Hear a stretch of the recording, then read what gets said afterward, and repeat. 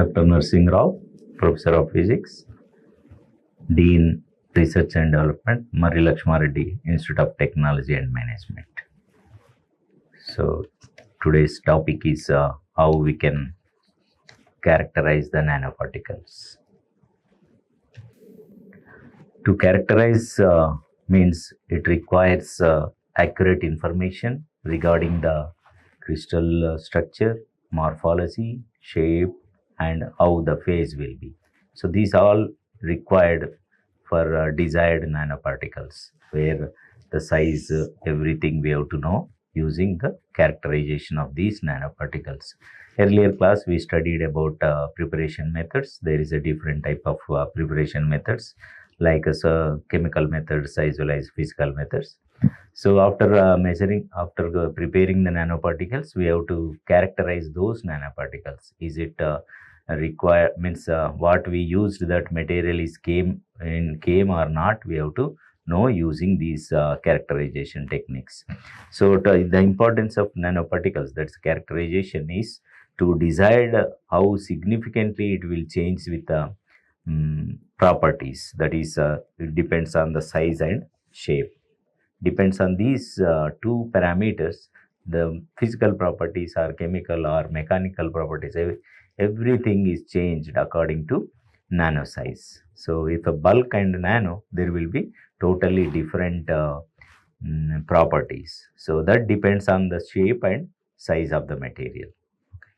So that accurate measurement of nanoparticle size and shape is crucial to use those nanoparticles in a particular applications. Depends on these characterization methods, we will use those nanoparticles to in general application side. So this characterization techniques, so there is a different type of microscopy and spectroscopy, like those different categories are there. So in that one, the microscopy, that means in general it will be, there is a scanning electron microscope. This is a general method. We can check the nanoparticle, if the size of nanoparticle is in size of nano, or how the morphology it will be depends. So that property, the initial properties, usually the people will check SEM, scanning electron microscope. That in this one we know the morphology as well as how it will be bonding with the one to another. Those things we can watch from scanning electron microscope. So if you want to exactly know the what is the particle and which type of structure it will be, crystalline structure also we can identify using the transmission electron microscope, that we call it as a TEM. So TEM is specially important for very small sizes. Usually in a scanning electron microscope we can measure up to 50 to 100 nanometers. Below that we cannot measure exactly. So that means there is a conditions will be there, there's a boundaries will be there for different measurements. So if it is a 50 to 100 nanometers or above, so it's a SEM is the best. So then we can use for that type of particles, the SEM is useful. So with below 10 nanometers or below 5 nanometers, that's very small nanoparticles, we cannot accurately measure the size and things from scanning electron microscope. Then we required another sophisticated instrument, that we call it transmission electron microscope. This one we can measure exactly what is the size of the particle, how crystallinity will be there. So those things, the crystallinity, not only crystallinity, there is a means crystal to means the Bragg planes distance also we can measure. Interplanar distance also we can measure using the TEM. Okay, that's one means method to accurately to calculate the particle size and morphology, then crystallinity, and in between there is any other materials also there, we can calculate, we can measure using this transmission electron microscope, because the crystal structure, each material is its own crystal structure. For that, from there we can identify, is it only single one or multiple ones are there, we can measure from TEM also. That is very useful method. I will show you the pictures how it will looks to be, but it will be very costly instrument, more than 1 crore or around 2 crores. It will be, the expenditure will be acquired to make a TM setup. Okay. Similarly, ACM, it will be half of that price, but it will be only 50 to 100 nanometer or more. This SCM is useful. It will give you the only morphology, how it looks to be. So that means the each atom, that means if you measure, if you prepare one nanomaterial, so it looks to be in a bulk way, means in the not only bulk, it will be, it looks to be like this, but inside how it will be arranged one to one. So one to one, how it will be arranged. So that is also we can see from SCM. So here in TM, we can see, is it a particle, circular particle, or elongated particle, or a nanotube, or nano wire, whatever those things we can confirm from TEM picture. So we cannot confirm in SCM because it's the size of the scale will be above 50 nanometers. So that's why we cannot identify exactly how the size of the particle, or how it looks to be. So that's a TM is the best method to nano size ones. That means below 10 nanometers. So this SCM is above 50 nanometers. Like that, there is a means boundaries will be there for each instrument. Similarly, there is a scanning tunneling microscope. This one is more means sophisticated. Not only sophisticated, we can identify which type of atom it will be. If you are using sodium or something carbonate, like that. Okay, so if you check, is it related to sodium, or is it related to cobalt, carbon, or it is related to oxygen. Those minute points also we can recognize through tunneling microscope, that is call it as a STM.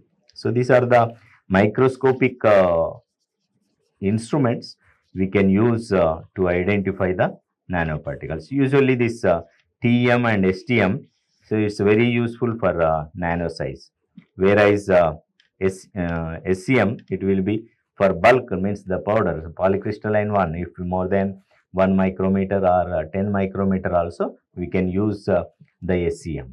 But 1 micrometer, 2 micrometer, if you use TM, you won't get any information. That's what I want to tell you. So if this TM should be very small particles, that is less than 10 nanometer, then only you will get exact crystallite size as well as interplanar distance. Those things we can identify using the TM picture. Okay. So that is a microscopic characterization. These characterizations are required for how big your particle, how important of that particle, also important to measure these instruments, microscopy. So there is another field, that is spectroscopy also there. Spectroscopy and microscopy, there is a watching one. This one is just scanning one. Okay. So this is a microscopy. We can see in through microscopes how the particle will be, how that the crystallite size as well as the interplanar distance we can watch clearly. So one to another. Okay. But that is only microscope, that is in the microscope level. Here it is a spectroscopy. It will give you only from spectra. Then you can analyze those spectra it will give. Okay. So that is first usually if anyone make a nanoparticle, first attempt they will go to X-ray diffraction. It is easy and cheaper also compared to all these measurements. So this XRD, you can know the particle, which type of particle it is, and which crystal size, which crystallite structure it should be. So these 7 crystal structures will be there. Those crystal structures are this same, like this material is belongs to any of those 7 crystal structures or not. We can identify correctly through X-ray diffraction. So this X-ray diffraction spectra, it will related to nanoparticle also. So usually that X-ray diffraction, if you are using a single crystal one, so there will be, if you plot versus intensity versus 2 theta, there is a, once again, Bragg angle, those things will be there for constructive interference. Then only you will get the maximum intensity. Those things will be extra ones it will be there in X-ray diffraction. So always it will be constructive and destructive interference will occur within that atoms. So here, if you plot intensity versus 2 theta, that is the angle, Bragg angle. So there, if you are single crystal one, you will get only single line. So that means there is we call it as a full width of maxima. That full width of maxima of a single crystal, that is delta theta, that is the gap between these two. It will be the two lines. What I mean is like these lines. This is the full width of maxima. So this distance or this difference, the value will be less than 0.01 per 1 degrees. So this small difference will be there. That means it will be at a sharp within small change of angle, you will get the maximum intensity. The intensity also more than 10,000 or 1 lakh. The means counts per second. So here usually the intensity they will measure counts per second. So it will count. The count will be more than 1 lakh. So at within second. So that fast it will grow and it will come back. So that difference will be less than 0.01. So that's full width of maxima. We call it as a full width of maxima, FWHM. So this value it will be less than 0.01 degrees. That is a single crystal one. So what will happen if same single crystal, if you grind it? If we grind, then we make a powder. So that powder X-ray you take one more time. Then what will happen? So that powder, it behaves differently of X-ray. The peak position is same, but the intensity, that means if it is more than 1 lakh counts per second, this one may be 60 or 70. That is a polycrystalline one. This is a single crystal. So polycrystalline one, the intensity is reduced as well as full width of maxima also increases. This one is decreased, this one is increased compared to single crystal. So here this full width of maxima of polycrystalline one, that same single crystal, it may be around 0.1 degree. So almost 100 times it will reduce. That is polycrystalline one. This one is a single crystal. Okay. So if you want to use nanoparticle, same material, like we can say it's a copper oxide or nickel oxide or whatever. So those things, if it is the same material, if it is a single crystal, you will get the full width of maxima will be 0.01. Whereas if it is a polycrystalline grinded one, that will be like that. If you make same material in nano size, so then it will be once again reduce the intensity of the counts. That means the counts per second, it will reduce drastically. Single crystal, if it is 1 lakh per second, this may be 60 or 70,000 per second. This may be 20 or 30,000 second. That means it will reduce intensity as well as this full width of maxima also it will broaden. So here in nanoparticles, it may be around 0.5, above 0.5. This is the nanoparticle, the difference, delta theta, that is full width of maxima.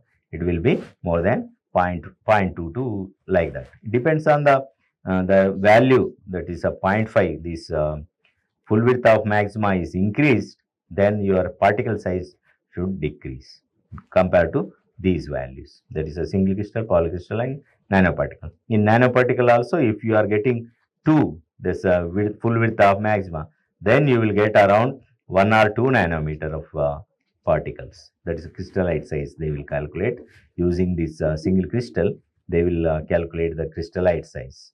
So that way we can identify if it is a nanoparticle or not. So that is best method, that is X-ray diffraction. That is a simple measurement. We can just keep within a few minutes, it will be finished our experiment. That is exactly we can just means that is a basic characterization we can do with X-ray diffraction. That is structure we can identify as well as If it is a nano size or not also, we can check with full width of maxima.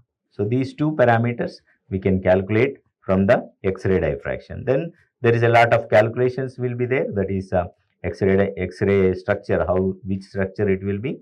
There is a 7 crystal structures will be there, and 141 that there is a different Bravais lattices also there. That is a very big subject for X-ray diffraction. That is 7 crystal systems, that is cubic, orthorhombic, rhomboidal, these things, which which crystal structure our sample belongs to, we can measure using X-ray diffraction.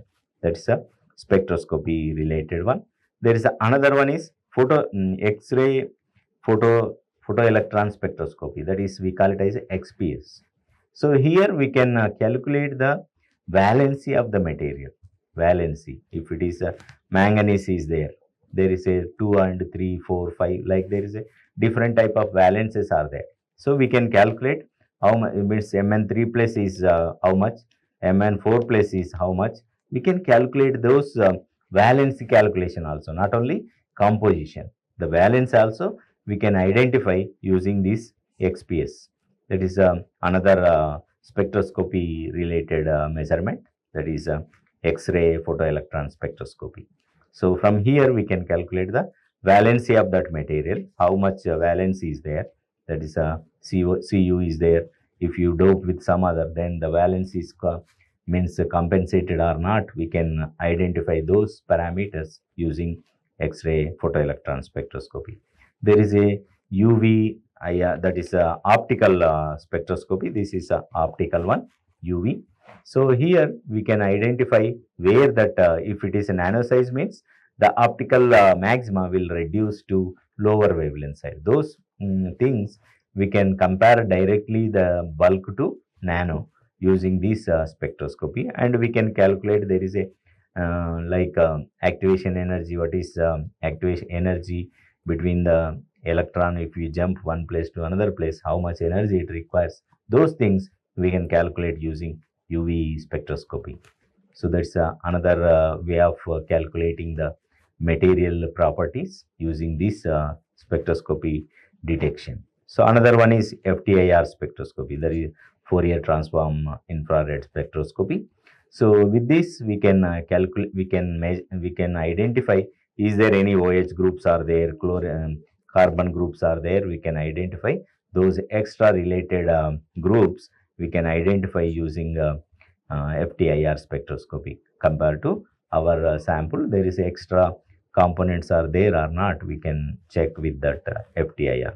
So these are the measuring instruments to characterize the nanoparticles. Not only nanoparticles, every particle, every material we can characterize using these techniques, but some will be useful, some is not useful. What I told earlier, it is a TM is only nano size, it will be good, but some other parameters we can calculate that through TM also of the bulk nanometer. So these are the characterization techniques, general characterization techniques. There is a lot of techniques will be there, that is a physical properties and so many things are there, but usual characterization, if it is a material is same or not, we can characterize using these methods. Similarly, we can use the resistivity method. There is a 2 probe and 4 probe. There is a resistivity methods also there. Similarly, the magnetic properties. So those things we can characterize that material if it is belongs to magnetic or not, or it will be conductor or semiconductor. Those things, there is a different type of properties we have to study. So that is general characterization techniques. So usually the scanning electron microscope looks to be like this. So there is a sample will be inside, we can keep inside here. So there is a totally evacuated chamber. So it requires the sample. The sample also they will coat gold, because of there is a backscattered electrons. So many things are there inside. So for that purpose, they coated means for good contact, they will coat with gold and above that nanoparticles. Then we can measure that nanoparticle. We can see that particle how it looks to be using this monitor. So directly we can see monitor, and we can keep a printer also as well as the digital also. It will be available nowadays. In olden days, it will be only the means photographs we can take out from the photograph, then we can calculate remaining parts. Nowadays everything is digitalized, so everything will be in a computer monitor. Just we can use some software, then it will be calculate whatever you want. So how the particle size will be, how it will be distributed, how the small particles how many, and big particles how many, so many things we can nowadays we can use softwares to identify those type of calculations. This basic experiment looks to be this one, the scanning electron microscope. This chamber will be evacuated every time that that's a sample is inside the vacuum chamber. So then it will be the connected through the means sophisticated instrument to magnify the signal, everything that how it looks to be that work function. I will show you. So this one is a basic principle. So there is a electron gun will be there. That electron gun will be giving some anode lenses. So then it will be focused straight away, like spreading one will be focused at particular point. So then there will be magnetic lenses also there. If there is any dispersion is there in that rays, so that dispersion will be reduced using these magnetic lenses. Then there will be like there is a one more coil will be there. So this coil also it will reduce whatever the dispersion is there. Then there is a sample will be in a down. This blue one is the sample. So it will be like the ray X-ray will be coming on this, hitting on this surface of this material. Then there will be scattered rays will be coming out. These scattered rays they will collect through means photography, like they will connect computers and TV screens, and in between there will be magnifiers also they will use. So this spectrum we can see directly here. So that is say SCM, the basic principle. It's a backscattered electrons. Usually they will generate the photography. So they will just collect the through TV screens. So we can watch how the morphology of those samples. We can use this type of spectrum. So this beam of electrons, it will strike on this sample surface. So the sample surface, how the topography means in the upper layer, how it looks to be. Is it a circular one, or is it some flower type, or is it will be some like whatever the means the rods or spheres or square. These things we can see from this surface profile of this sample. So here they will keep a sample powder, small amount of the sample powder, then coated with if the material is not conducting, they will coat gold coating, then only that X-ray beam will be incident on that material, then only you can backscattered electrons, they will connect through TV screens, then you can watch the pictures. So you can see that it's some pictures I will show you. This type of. So the backscatter, if you see then a TV screen, so you can see that like this. These all are nanoparticle only, but the morphology is different. You can see here there is a nano size will be there, but it will be connected like what we call it as a there is a small bunch will be there. From there it will be the nanoparticles are coming like this. There is a we can see in the surface of that material. That means it most of the particles it looks to be like this. So there, but before that we can see here there is a material is like this. The display will be like this. It will show. Okay. So this there will be signal will be amplified. Once again it connected to the screen. You can see like this material. So these are the morphology of that material. So how it looks to be. So it will be in terms of micrometers or more than 50 nanometers. You can see here. So that's a basic principle is just electron gun. Then there is a lenses will be there. There is a condenser lenses. Similarly, there is a scanning fields. The magnetic field will be applied to dispersion reduce. Then there is a lenses will be there, that is objective lenses, where it will be focused at particular point. There is a one dispersion, one construction, like that they will arrange the lenses. So basic idea is to send the electron gun, then incident on the sample, then backscattered electrons will show you the picture. That's the basic idea of this SEM. Okay, this is detect, amplify the signals, then image and cathode ray tube. That is usually in earlier days, that is a cathode ray tube. Nowadays, it's everything will be digitalized. We can see from a microscope directly. So that is the basic principle. So there is a different type of lenses will be there, so the concave and convex. So once it what they will do is they will disperse the means rays, then they will be once again it will be concentrated like that. So one lens will be concave, another lens will be convex, like that they will use. And another thing is there is a magnetic field also applied. With magnetic field, how this electron beam will be dispersed, the dispersion will be once again it will reduce using another set of lenses. That's a different type of setting will be there. You can see that's a the big size is for that purpose only. That's this the white one. This white one, inside there is a different type of lenses will be arranged. So because of that, it's only small beam, that is a thin beam will be incident on the metal surface, that is in the powder. So like this. So this SEM1. So it's how we what we can see from SEM. There is a topography, that is a texture, how it looks to be. Is it a smooth surface, or it should be there is a gaps will be there or not, or it will be circular. Those things we can see from topography. That is a upper layer. It will be watching from that. It's a texture we can see. If there is any porosity is there, one particle to another particle, there is a gap or not, we can see that. Then there is a morphology also we can check. Morphology means how it will be, the size of the particle, and the size is how big it will be, we can approximate that one. Then there is a shape, how it looks to be. It's a sphere one, or means like a rectangular or square, or elongated, or tubes, or wires. Those things we can check from the morphology of that one.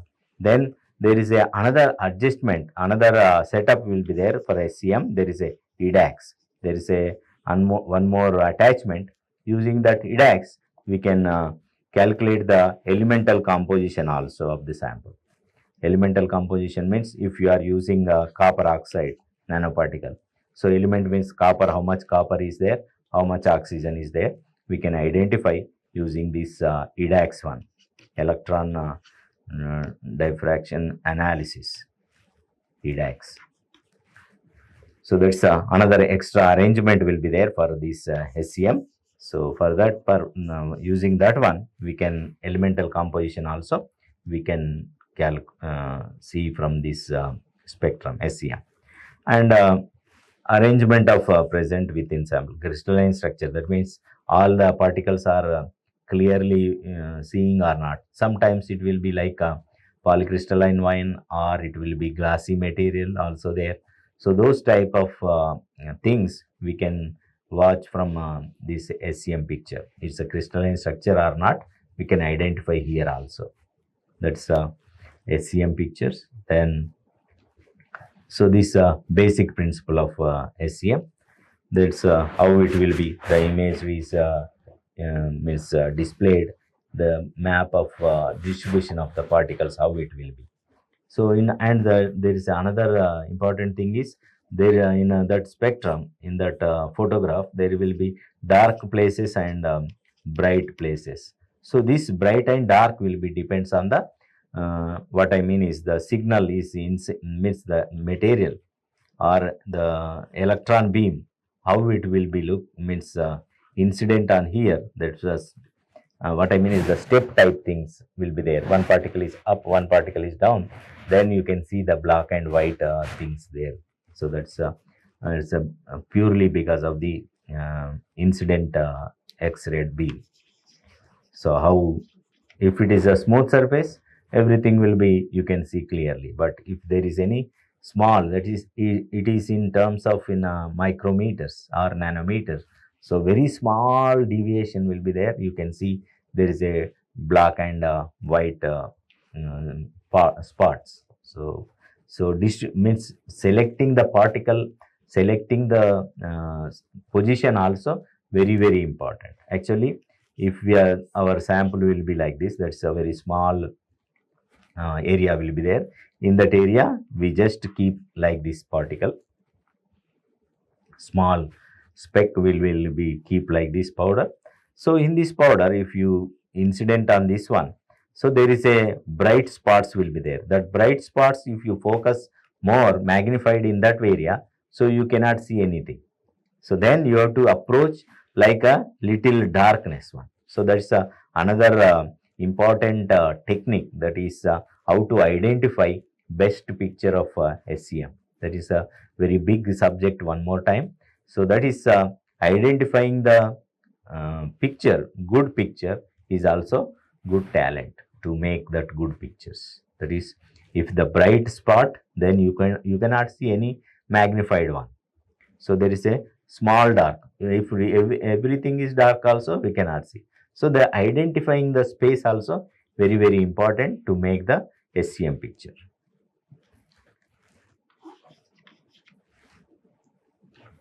So these type of spectras we can see. It is scanning electron microscopes. You can see there is a, if you are, there is a some means what I'm saying is, it will be standard some samples will be there, like a gold coating, gold thin film. So you can see in that one. So if you are adjust the SCM picture better way, so if like this, they will adjust first the target one, they will adjust, then only you will go for our sample type. So you can see here there is a sample, so you can see like this. So but you have to expand in particular area. So this area, if you expand, so you will get the better picture. Okay, so this all are morphology only, but if you want to see nearby very small particles, so you have to expand in this area, then only you can see that how it will be. Usually like this area, like circular or not, here we cannot see any type of morphology how the particle will be. But if you expand this one, you can see better way. So that's what I want to tell. This is a target one, another one is sample one, they will use. So once the target shows like this, that means your arrangement of SEM or your arrangement of instrument will be proper. Then only you can watch remaining samples. So what is the advantage of this SCM? Usually, so the bulk samples can be observed for it will be larger area, then it will be view very nicely. That means in bulk ones we can see using SCM, it is easy. Okay, so it will be photo like images, like what we earlier days we just take the photo and we can make a photography. That's a different story. Earlier days we have a films, then it will be exposed to, then photos like that also. Earlier SCMs will be there. Nowadays it will be all is digitalized. So very high resolution images are possible when the SCM becomes a field emission SCM. There is a different another version also there, that is a SCM or field emission SCM. So this mechanism will be little different. So then you can see clearly how the grains and grain boundary, how it looks to be. We can see clearly using this field emission SCM. So that is one of the advantage. Then the purity as well as aggregation. So how it will be aggregated one to another. So that type of things we can get the information from SCM. Those are the advantages, and there is a disadvantages also. So usually SCM means it should be, the surface should be electrically conductive.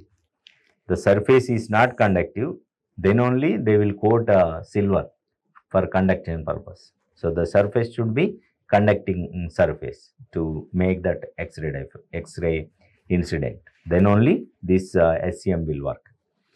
Okay, then non-conductive samples need to be coated with a conductive layer, that is gold or silver they will coat. So that's a disadvantage. That means if actual particles you cannot see, because there is a coating, one another extra coating will be there. So there is a one extra amount of extra material will be there. So that's another disadvantages. So and this one, to selecting the area and those things, it will be time consuming, and it is always SEM means it's expensive only, and we cannot differentiate nanoparticle from the substrate. So usually if you make a nanoparticle on a substrate, that thin film, so we cannot separate if it is, which one is which. So that's another problem of this SEM. And the internal structure of these domains, that means what I told, like this, there is a material like this, then internal, how the domain will be, we cannot clearly see from the SEM. This type of things we can see from advanced instruments, that is a transmission electron microscope. So there we can see all these type of structures within the domain. Domain means one particle to another particle, in between there is a wall type will be there, that is a domain wall, they call it as a, the thickness is almost 10 to the power of -6, that is micrometer size the thickness. And similarly there is a another instrument, that is a microscopy. So that is a transmission electron microscope. It looks to be similar like SEM, but there is a, here they required liquid helium also, because they use magnets, and for that purpose they use liquid nitrogen, and evacuation will be there always. This evacuation is very high vacuum, whereas SEM it will be 10 to the power of -5 bar, but this one it should be more than 10 to the power of -6 to -7 bar. So this high vacuum is required for transmission electron microscope.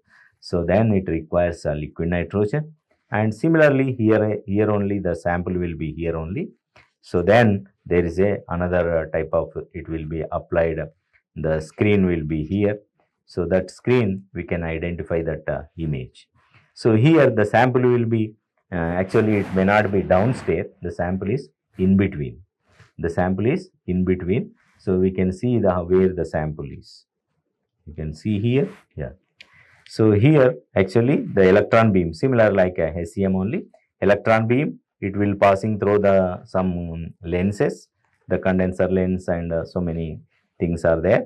Then in between there is a sample here, because the name itself transmission. So that means it will transmit through sample. The ray will be transmit through sample, whereas SEM is only surface layer, that is a scanning only, that is scattered layer, scattered beam, but this one is transmitted beam. So this beam also, once again there is a different type of objective lenses, then there will be different type of condenser lenses once again, and it will be, there is a projector lens, how it will be projecting the material, means the sample. Then finally there is a means like micro means the photography we can directly take. So this is also, they will connect through the computer, so we can see the digital image. It is transmitted image. Earlier one is scattered image, this one is transmitted beam energy. So that means, that's why we can see where is the particle, how it looks to be. So these rays are going down, so then we can identify how the particle size and how this particle to another particle, how the arrangement will be. So in between there is a space is more or not, or is the space is very less, or one by another one is there or not. We can see those things in this transmission electron microscope. Okay, so this transmission electron microscope, it's also similar like SEM, but there is another extra things will be there. What I told is high vacuum is required, the sample is in between, and it will requires liquid nitrogen also. So whereas in SEM it will be down, that is down one it will be sample, but in TM it will be in between. So what we can see from this TM picture, So if you watch the TM picture, we can identify directly what is the shape of the particle or nanomaterial. Similarly, the size. And it is nano order, or there we can see that's order of particles. That means if you see this much big area, that means in terms of only 10 to the power of I think in terms of nanometer only that beam will be go. So or angstroms the beam will be. So then you can see very small area. In that area, the particles how it looks, all are similar or one to another is different. Like that things, that's the order of particle in sample we can watch through this TEM picture. That is, you can see clearly if every particle is similar and arranged in properly or not. Those things we can see from the TEM picture. So then similarly, what I told, that's a crystalline structure also. So if you expand this material, there is a means the particles. It looks to be like a proper arrangement of single crystal type. So that's atoms will be arranged systematically. So this one they call it as a crystalline structure. So that is a crystalline structure. Then this plane to this plane, the distance also we can calculate. And there is any defects are there also we can identify using this TM picture. That advantage of this one. So we can identify the defects as well as interplanar distance, how this crystalline structure will be. Those things we can identify using the TM picture. So that's another one is the composition. So here also the composition also we can identify. So if the what I'm saying is, if the particle to particle there is a two different material type. So this area is a grain boundary. So this is the inside one. Inside is crystalline is there. So what is the composition here? What is the composition here? Is there any change or not? So those things we can calculate or we can measure using the transmission electron microscope. So that's the advantage of transmission electron microscope, to identify the composition also. Is it properly distributed or not? We can identify using these TM pictures. So basic principle is same. So it will be the signal will be going transmitted. Then the transmitted line will be means is quoted on the fluorescent. Actually, it will be fluorescent screen. So then you can see the color picture. So like this picture we can. So another one is if it is normal TEM, there is another thing also there. Okay. So there's in normal TEM, so we cannot exactly identify which one is which. So this silicon, there is a interlayer will come. So this copper oxide, this one is silicon. There is a difference. So here it will be silicon and copper. So there is no distinguish properly. But if you have high resolution transmission electron microscopes are available, so there's a HRTMs. So there we can identify clearly the boundary between silicon and copper. So you can see this white one is a boundary between these two materials. So that way we can comparison between the TEMs. One is standard TEM, normal TEM, another one is high resolution TEM. So this high resolution TEM, once again it will work on very, very low nanoparticle sizes. And here also there is a different type of advantages. So it's analysis. This chemical analysis we can measure using TEM like STM. Then the resolution will be high and we can see the 3D images, and there is a different interaction with the nanoparticle, like it may be gas, liquid or solid phase, can also be monitored using this TEM.